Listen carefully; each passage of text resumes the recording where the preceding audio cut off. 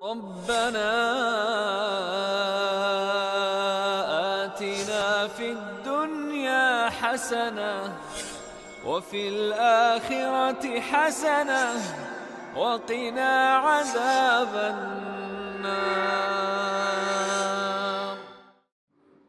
السلام عليكم ورحمة الله وبركاته. إن الحمد لله نحمده ونستعينه ونستغفره ونعوذ بالله من شرور أنفسنا ومن سيئات أعمالنا من يهده الله فلا مضل له ومن يضلل فلا هادي له وأشهد أن لا إله إلا الله وحده لا شريك له وأشهد أن محمدا عبده ورسوله لا نبي بعده نصلي ونسلم على رسولنا الأمين وعلى آله وأصحابه ومن تبعهم بإحسان إلى يوم الدين وبعد. إخواني وأخواتي في الدين أعزكم الله. Pada kesempatan kali ini insyaallah kita ingin melanjutkan bahasan kita pada kitab Usus Manhajis Salafi fi Da'wati ilallah, di mana kita akan masuk kepada sesi yang kelima, yaitu berbicara tentang keutamaan dakwah mengajak orang kepada Allah. Bahwa berdakwah itu adalah amalan yang agung, perintah yang mulia, dan pahalanya sangatlah besar. Dakwah itu tergolong kewajiban yang terpenting. Dia itu wajib terhadap muslimin, khususnya terhadap para ulama secara khusus. Jadi kewajiban berdakwah itu adalah kewajiban muslimin seluruhnya, karena Rasulullah SAW telah menyampaikan balighu anni walau ayah, sampaikan dariku walaupun satu ayat.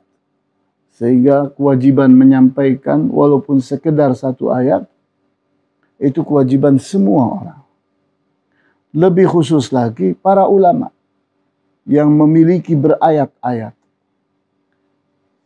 Sehingga semakin berilmu seseorang, semakin wajib menyampaikan ilmu itu dan tidak boleh menyembunyikannya. Di mana berdakwah itu adalah tugas mulia yang diemban oleh para nabi dan rasul. Sehingga kita mendapatkan bagaimana perjuangan dakwah para nabi dan rasul yang demikian dahsyatnya. Kemudian berbicara tentang dakwah sebagai kebutuhan manusia, maka dakwah itu dibutuhkan oleh manusia lebih daripada kebutuhan manusia akan air, udara, api, dan berbagai hal yang ada di dunia ini. Di mana agama ini adalah kebutuhan yang asasi, lebih daripada kebutuhan primer untuk fisik, untuk tubuh ini. Seseorang bisa mati karena tidak makan atau tidak minum, atau lagi tidak bernafas, tapi dia bisa berbahagia di dalam surga. Tapi di saat seseorang itu tidak sampai kepadanya dakwah, maka ini adalah kesalahan yang besar. Karena di saat seseorang itu ada di dalam kebodohan, belum sampai kepadanya agama, atau menolak agama itu, bisa jadi dia akan masuk ke dalam api neraka untuk selama-lamanya. Ini sangat berbahaya sekali. Lebih daripada sekedar mati. Karena mati, semua orang harus mengalami mati. Tapi masuk ke dalam api neraka sesuatu yang sangat menyengsarakan. Kemudian adanya orang-orang yang menyampaikan para manusia yang ada di dunia ini kepada ilmu adalah sesuatu yang sangat dibutuhkan. Di mana para manusia itu membutuhkan jalan yang lurus, membutuhkan sesuatu yang akan menyampaikan mereka kepada kebahagiaan. Kebahagiaan di dunia dan kebahagiaan di akhirat.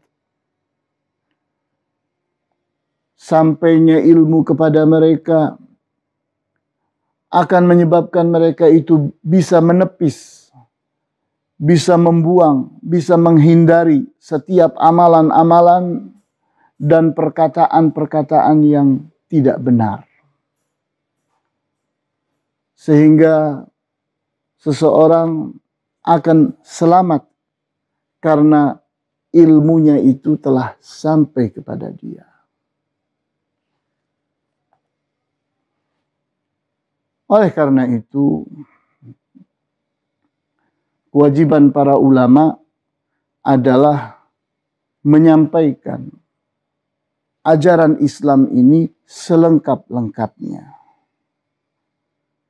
Sehingga ajaran Islam ini benar-benar akan menyingkap gelapnya kebodohan. Namun demikian, orang awam, segenap muslimin pun punya kewajiban untuk membawa orang agar mengikuti ilmu, agar mengikuti para ulama. Di mana kebodohan itu akibatnya sangat fatal. Akan menyengsarakan manusia di dunia dan di akhirat. Di mana kebodohan itu akan menyebabkan orang terjerumus di dalam perbuatan syirik. Atau akan terjerumus di dalam maksiat terhadap Allah. Dia akan berbuat dosa-dosa yang beraneka ragam, baik itu besar maupun kecil. Dan karena kebodohan itu pula orang jadi menyimpang dari agama yang benar. Malah mengambil ajaran-ajaran yang sesat. Sehingga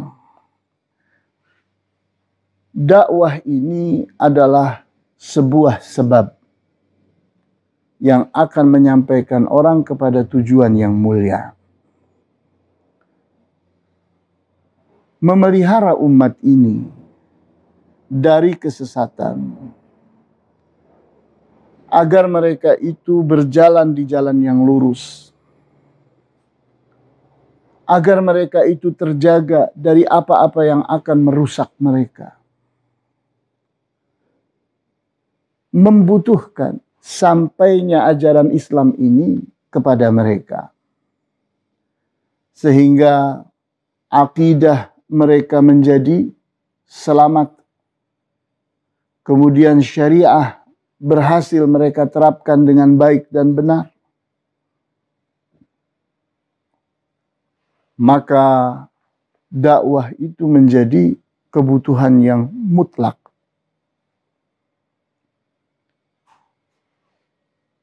Kita perhatikan bahwa inti daripada dakwah itu adalah al-amru bil ma'ruf wan nahyu 'anil munkar.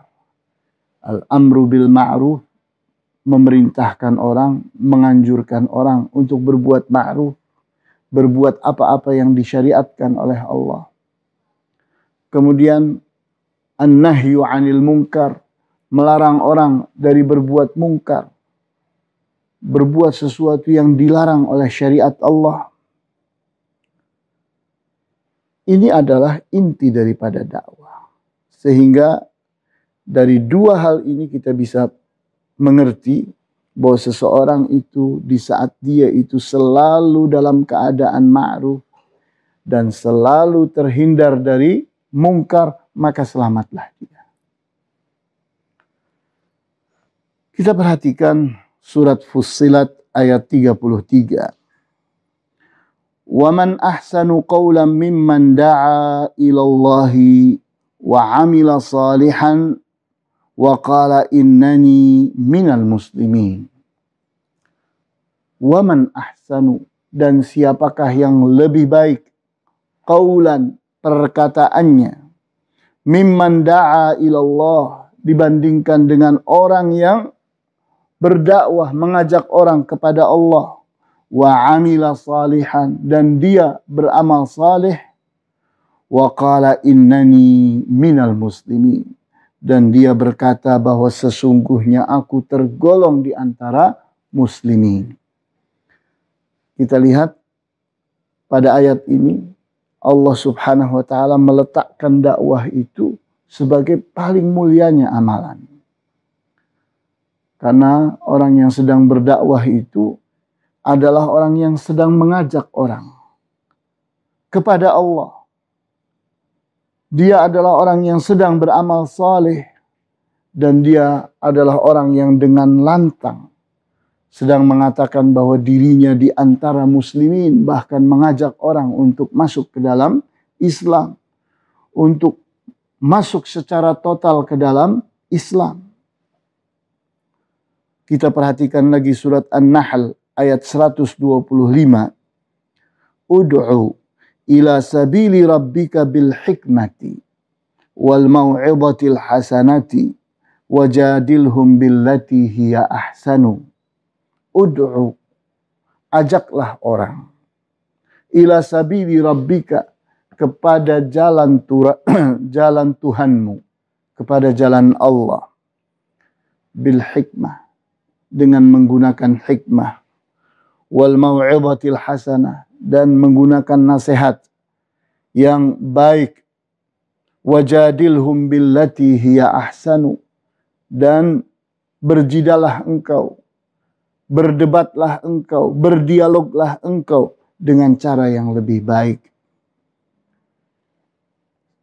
Sehingga tergambar pada ayat ini bahwa Allah memerintahkan, ud'u, berdakwahlah engkau. Berdakwah itu haruslah mengajak orang kepada Allah, bukan kepada orang atau golongan, tapi benar-benar orang itu diajak kepada Allah. Kemudian cara-caranya pun Allah jelaskan dengan menggunakan hikmah, dengan menggunakan nasihat yang baik, dengan berdebat, berdialog dengan cara yang lebih baik. Sehingga jadi jelaslah bahwa berdakwah itu adalah perintah yang benar-benar harus diperhatikan oleh seluruh muslimin. Berdakwah di antaranya adalah dengan mengucapkan ucapan dan mengamalkan amalan. Di mana seseorang dengan kata-katanya, dengan amalannya, dia sedang menggiring orang, sedang membimbing orang, sedang mengarahkan orang, sehingga orang itu sampai kepada ilmu, sampai kepada ajaran kebenaran yang datang dari Allah Subhanahu wa taala. Dan orang pun jadi sangat mengerti tentang ajaran Islam, dan mereka mampu bersabar dengan agama ini.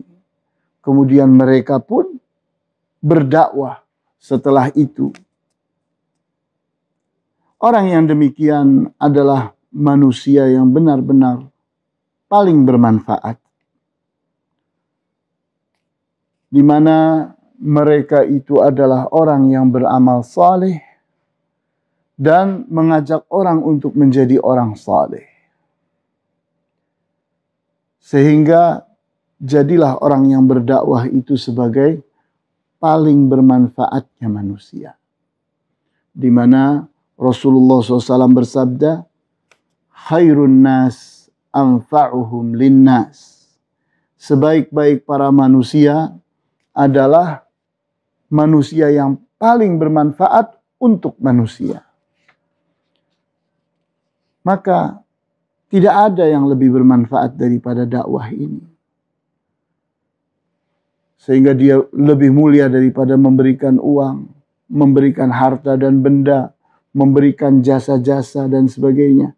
Maka dakwah itu letaknya di atas. Dialah yang paling tinggi. Kita perhatikan apa yang dikatakan oleh Syekh Abdul Aziz bin Baz dalam Majallatul Buhuth Al-Ilmiyah,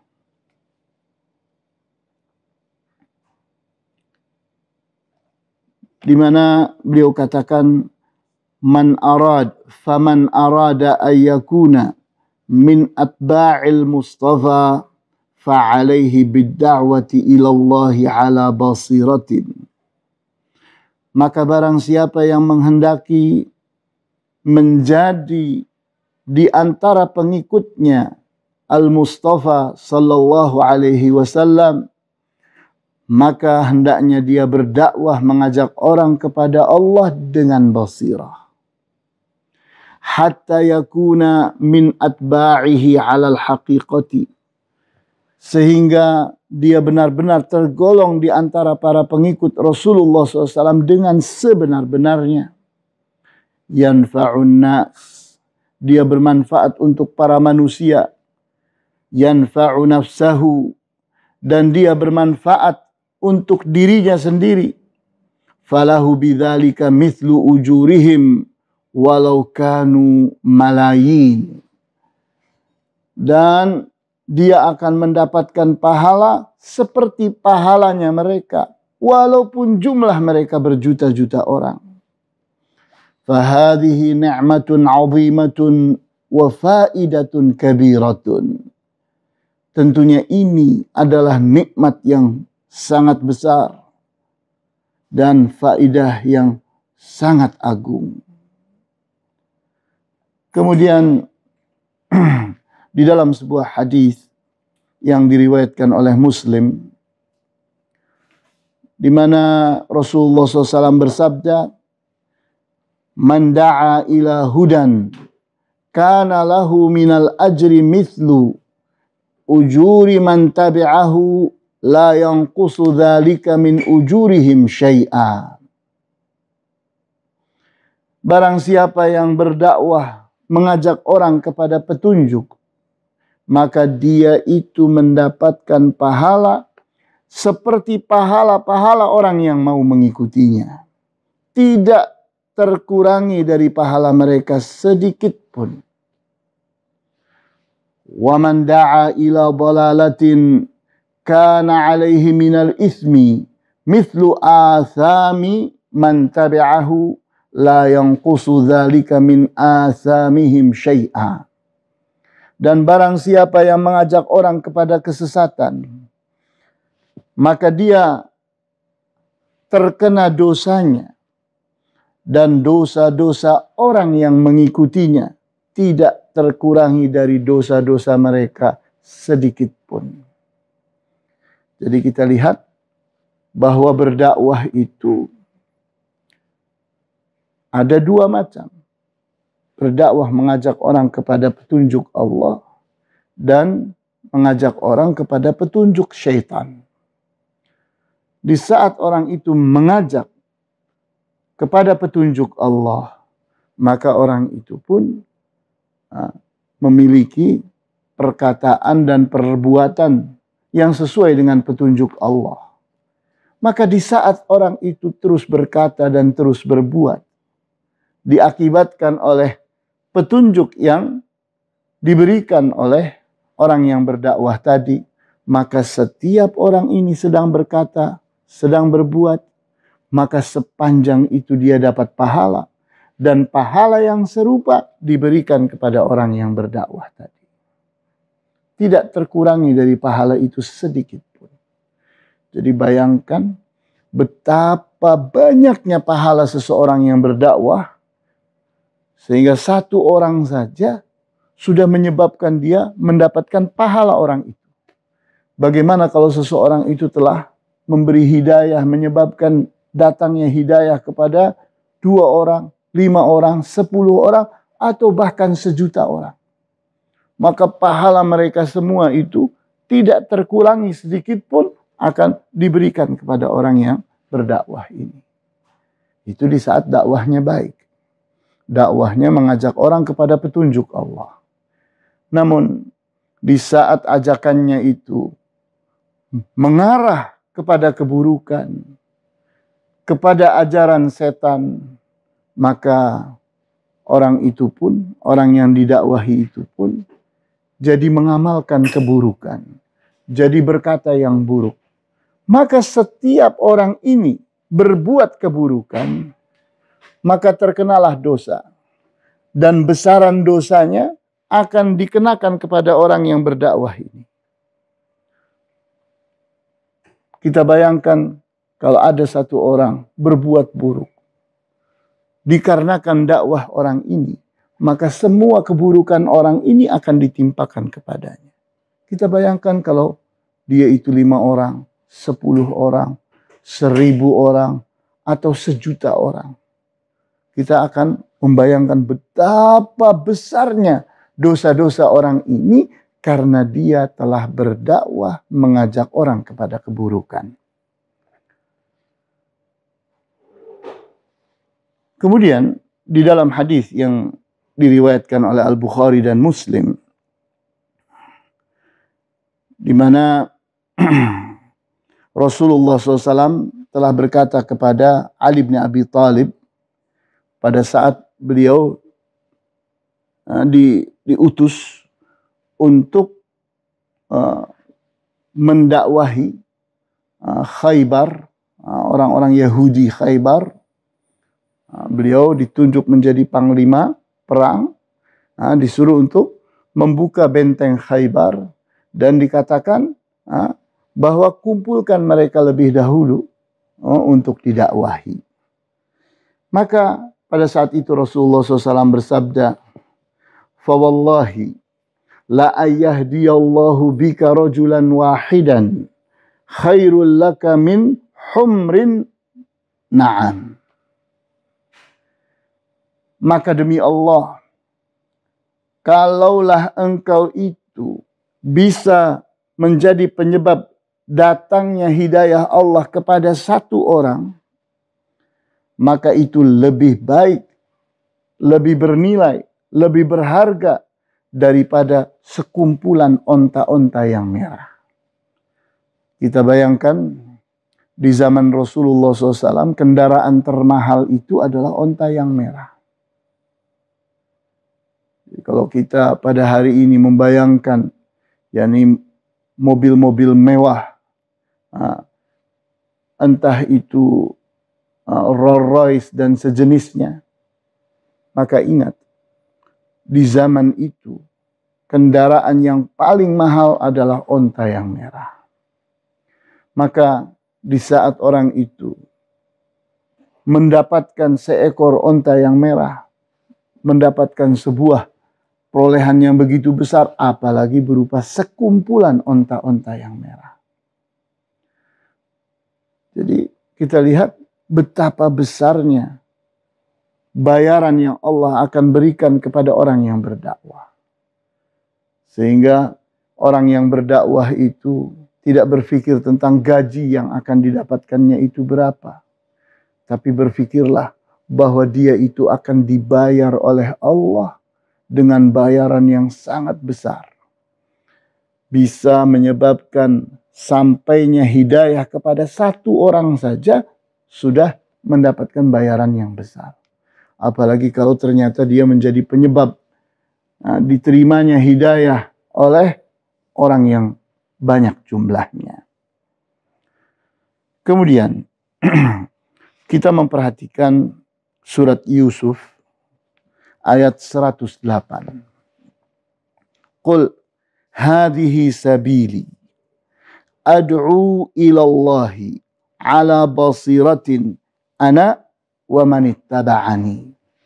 Qul, Rasulullah SAW disuruh mengatakan kepada umatnya, hadhihi sabili, inilah jalanku.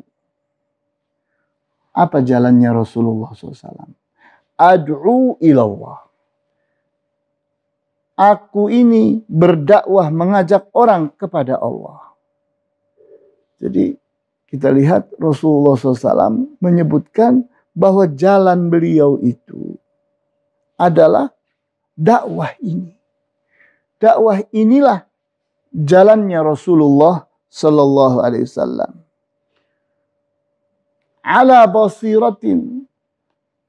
Berdakwah, mengajak orang kepada Allah itu harus ala basirah. Dengan basirah.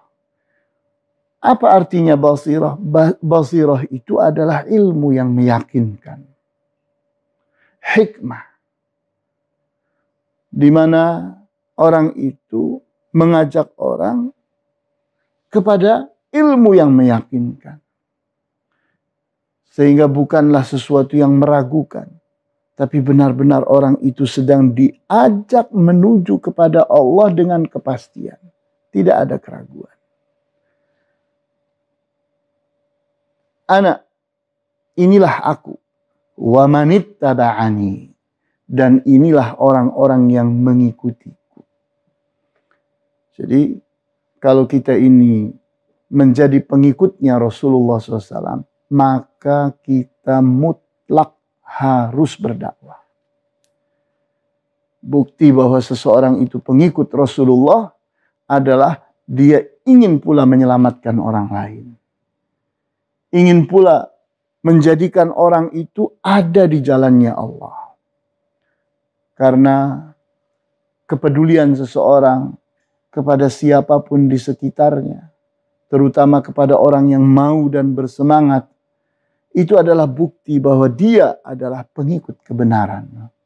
Namun di saat seseorang itu menyembunyikan ilmu, tidak mau berdakwah, maka bisa jadi dia itu syaitanun akhras.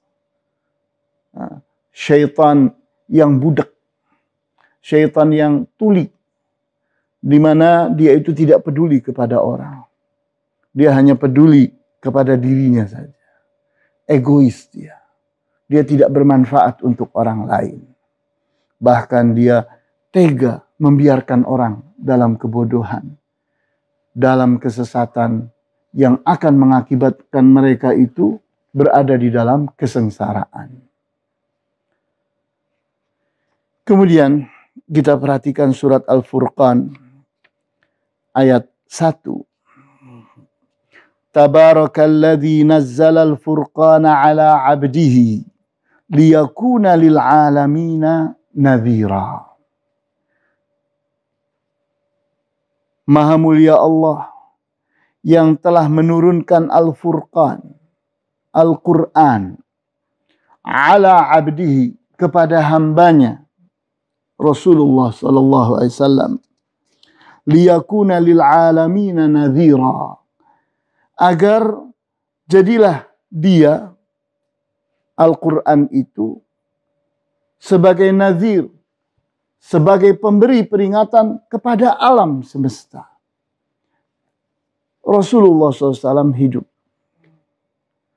sehingga beliau berumur 63 tahun. Dan pada saat itu orang yang telah didakwahi berada di kisaran Jazirah Arabiyah, semenanjung Arab. Sehingga di saat kita memperhatikan ayat ini, bahwa Al-Quran itu, ajaran Islam itu harus sampai kepada alam semesta. Kalau kita katakan tugas Rasulullah selesai dan dakwah itu selesai pula, maka artinya Islam itu hanya sebatas di semenanjung Arab sana. Bagaimana dengan orang-orang yang ada di sepenjuru dunia? Bukankah kita telah mengkhianati ayat ini? Kita telah melanggar ayat ini. Maka tugas kita adalah melanjutkan dakwah beliau. Kita menjadi pengikut beliau dan kita berdakwah seperti beliau berdakwah. Sehingga dengan demikian Islam itu akan sampai ke pojok-pojok dunia sekalipun. Kita tahu tanpa dakwah tidak akan umat ini menjadi manusia-manusia yang saleh. Dan tanpa dakwah tidak mungkin Islam itu akan sampai kepada puncak kemuliaannya. Islam kalau tidak ada dakwah maka tidak diagungkan orang. Tidak dimuliakan orang. Tidak dilaksanakan orang. Bahkan ditelantarkan dan dibuang. Sehingga kita lihat berdakwah itu menjadi sebuah kewajiban yang luar biasa. Karena fungsinya dakwah itu adalah menyebabkan Islam itu muncul di permukaan. Sampai kepada umat manusia. Kita lihat di saat kita ini ingin memperbaiki umat manusia. Ingin menyempurnakan syariat Islam agar dilaksanakan oleh umat manusia. Ingin agar ajaran Islam itu tidak sedikit pun yang ditinggalkan. Kita ingin umat manusia selamat daripada fitnah-fitnah. Kita mampu menghentikan kerusakan di muka bumi. Maka jawabnya apa yang harus kita lakukan? Tidak lain adalah berdakwah. Karena dakwah itu adalah nasihat. Dan nasihat itu adalah dakwah. Sehingga Rasulullah SAW mengatakan, ad-dinun nasihatu. Ad-dinun nasihatu. Ad-dinun nasihatu. Agama Islam itu adalah nasihat. Agama Islam itu adalah nasihat. Dan agama Islam itu adalah nasihat. Diulang-ulang oleh beliau. Seolah-olah Islam itu cuma satu saja. Yaitu nasihat. Artinya bahwa amalan terpenting untuk memuliakan Islam, mengagungkan Islam adalah nasihat. Sehingga setiap manusia punya kewajiban untuk menegakkan nasihat semampunya, sebisanya, sesuai dengan ilmu yang dimilikinya. Jangan membatasi diri. Jangan mengatakan bahwa berdakwah atau memberi nasihat itu adalah kewajiban ulama. Itu kesalahan. Sehingga yakini bahwa setiap orang itu punya porsi dakwah sesuai dengan kadar ilmu yang dimilikinya. Kemudian kita perhatikan surat Ali Imran ayat 110. Kuntum khaira ummatin ukhrijat linnasi ta'muruna bil ma'rufi wa tanhauna 'anil munkari wa tu'minuna billah. Kuntum, kalian telah menjadi khaira ummatin, umat terbaik. Ukhrijat linnas, yang pernah dimunculkan di tengah para manusia. Kita lihat bahwa Allah Subhanahu wa taala pada ayat ini sedang memuji keberhasilan para sahabat radhiyallahu anhum dan menyebut bahwa mereka itu adalah umat terbaik yang pernah dimunculkan di tengah para manusia. Artinya para sahabat itu lebih baik daripada umatnya nabi-nabi dan para rasul sebelumnya.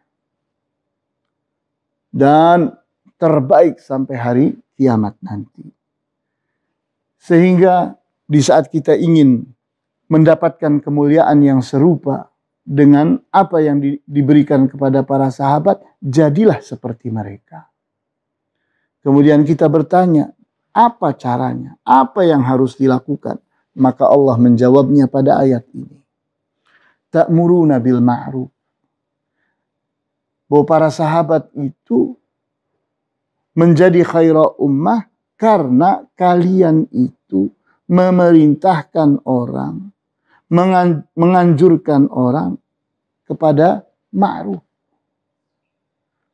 Wa tanhauna 'anil munkar, dan kalian melarang orang berbuat kemungkaran. Kemudian wa tu'minuna billah, dan kalian selalu beriman kepada Allah sampai akhir hayat. Sehingga kita lihat ini kelebihan para sahabat yang menyebabkan mereka disebut oleh Allah sebagai khaira ummah, umat terbaik. Di saat umat Islam di zaman ini pun ingin menjadi khaira ummah, maka lakukan hal yang sama. Mengajak orang kepada ma'ruf, melarang orang dari berbuat mungkar, dan terus beriman kepada Allah sampai mati. Para manusia berbeda-beda bangsanya, warnanya, zamannya, kekuatannya dan kelemahannya. Semua mereka sama, membutuhkan dakwah Islam. Mereka membutuhkan agama Allah yang lurus, yang akan mengatur kehidupan mereka. Sehingga dakwah inilah yang menyebabkan sampainya akidah yang benar, sampainya syariah yang benar, sehingga para manusia pun segera terkait dengan Allah. Mereka akan memiliki akidah yang benar terhadap Allah. Dan mereka akan beribadah dengan cara yang benar kepada Allah. Kita lihat bahwa pada akhirnya bahwa para manusia itu punya kelemahan dan punya kebodohan. Maka dakwah itulah yang menyelesaikan masalahnya. Sehingga dengan adanya tawasau bil haqqi dan tawasau bis sabr, saling menasehati dalam kebenaran dan saling menasehati dalam kesabaran, itulah yang akan memelihara umat ini. Membuat umat ini terjaga, selamat. Maka diutusnya para rasul adalah ini tujuannya. Ingin membenahi manusia, ingin menyelamatkan manusia, ingin membahagiakan manusia, ingin membuat manusia itu benar-benar mengikuti petunjuk-petunjuk Allah untuk menggapai kebahagiaan di dunia dan di akhirat. Ibnu Qayyim Al-Jauziyah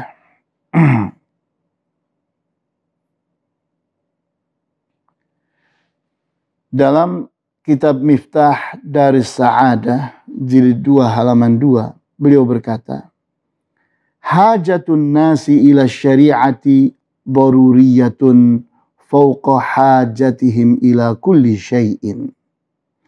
Kebutuhan manusia kepada syariah adalah kebutuhan yang darurah. Kebutuhan yang mutlak, yang tidak bisa dihindari. Kalau dihindari akan berbahaya. Lebih dari kebutuhan-kebutuhan selainnya, apapun kebutuhan itu.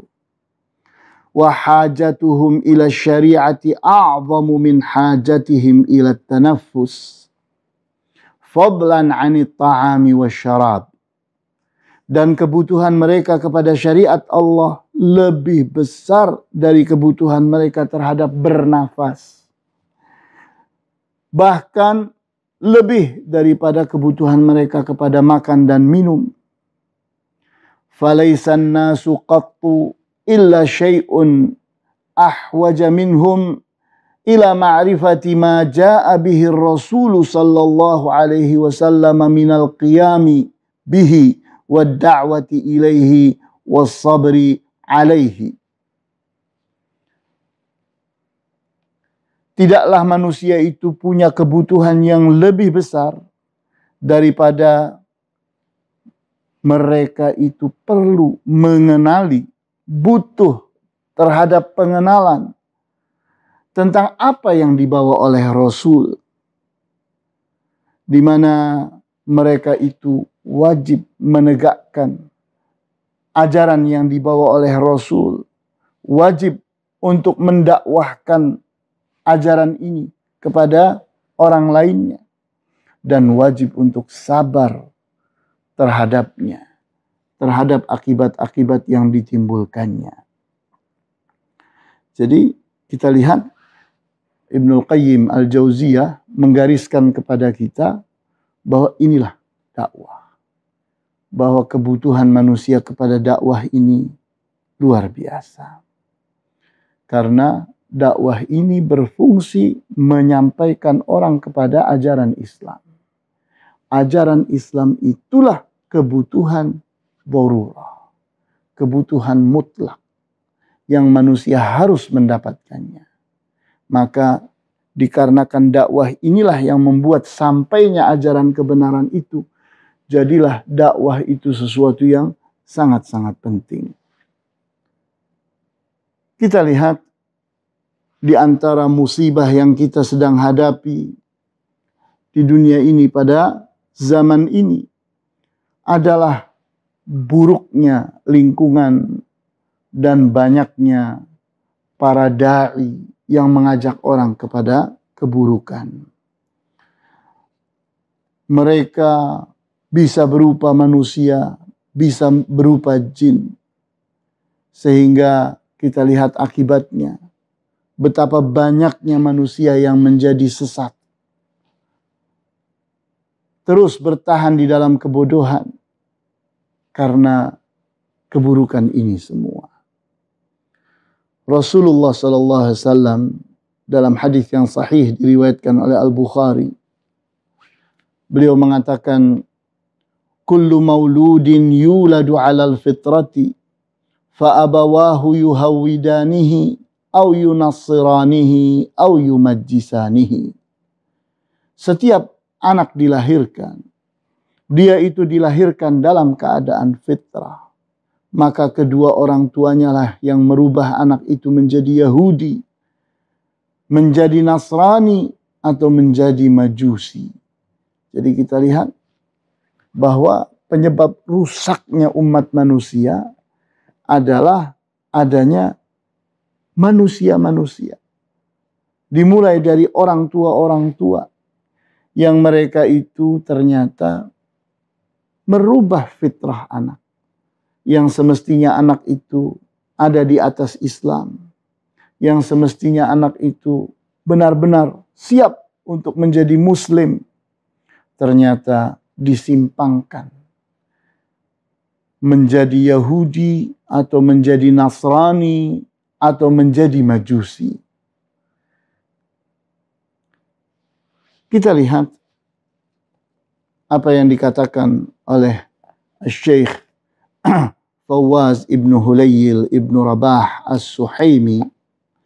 Beliau katakan, falamma kanat hadhil awamilu wal asbabu sababan fi dalalil khalqi amara Allah jalla wa ala bid-da'wati ilaihi subhanahu liraddi syaridin wa ta'limil jahilin minal muslimin wa tadhkirul ghafilin. Fa'anzalallahu kutubahu wa arsala rusulahu min ajli da'wati ilaihi. Pada saat bahwa faktor dan penyebab sesatnya para manusia adalah hal yang demikian ini. Adanya lingkungan yang buruk. Adanya manusia-manusia yang mengajak orang kepada keburukan. Mereka bisa jadi berupa manusia atau jin. Syaitan dari kalangan manusia atau syaitan dari kalangan jin. Maka dakwah itu menjadi sangat dibutuhkan.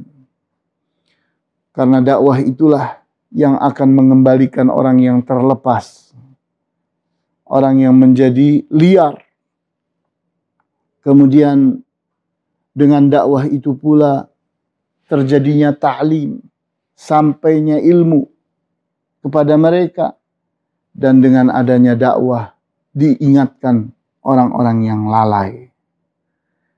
Maka untuk itu Allah pun menurunkan kitab-kitabnya dan mengutus para nabi dan rasulnya. Untuk apa? Untuk dakwah ini. Jadi kita lihat betapa pentingnya dakwah yang harus ditegakkan oleh setiap muslim. Kita perhatikan surat Yusuf ayat 108. Qul hadhihi sabili ad'u ila Allahi ala basiratin ana wa man ittaba'ani wa subhanallahi wa ma ana minal musyrikin.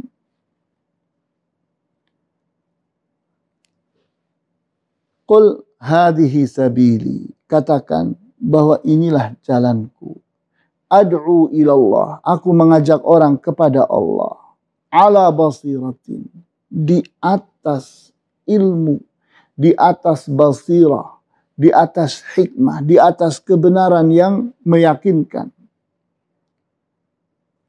Ana wa manittaba'ani, dan inilah aku dan orang-orang yang mengikuti. Jadi di saat orang itu ingin menjadi pengikutnya Rasulullah SAW, maka ikutilah jalannya Rasulullah, yaitu berdakwah, mengajak orang kepada ajaran Islam, kepada ajaran yang diusung oleh Rasulullah SAW. Wa subhanallahi wa ma ana minal musyrikin, dan maha suci Allah, dan bukanlah aku tergolong di antara orang-orang yang musyrik. Kemudian kita perhatikan Saleh As-Suhaimi dalam tulisan beliau Manhajus Salafi fil Aqidati, fa innahu indama tartakisu fitratul insani wa tatulu ghaflatuhu yanqalibu fahmuhu hatta yara hasanan ma laysa hatta yara husnan ma laysa bil husni indaha sayuhawwilu aqidatahu ila hijrin yuqaddisuhu ila hajarin yuqaddisuhu aw syajarin yu'azzimuhu aw manhajin hizbiyyin yata'assabu lahu. Maka di saat fitrah manusia itu mulai memudar, dan berikutnya kelalaian manusia pun berlanjut terus-menerus, sehingga pemahaman manusia pun menjadi rusak, sehingga yang buruk dianggap baik, maka rusaklah akidah seorang manusia. Berikutnya yang semestinya mensucikan Allah malah mensucikan batu. Yang semestinya dia mengagungkan Allah, dia mengagungkan pohon. Yang semestinya dia itu berpegang kepada manhajnya Rasulullah SAW, ternyata berpegang kepada manhajnya golongan tertentu. Dia pun asabiyah, fanatik terhadap manhaj itu. Jadi kita lihat, inilah pembahasan tentang pentingnya berdakwah, mengajak orang kepada Allah, dan betapa besarnya kebutuhan kita terhadap dakwah ini. Inilah yang bisa disampaikan pada kesempatan kali ini. Wallahu ta'ala a'lamu bis-shawab, walhamdulillahi rabbil alamin, wa sallallahu ala asyrafil anbiya'i wal mursalin, wa ala alihi wa ashabihi ajma'in.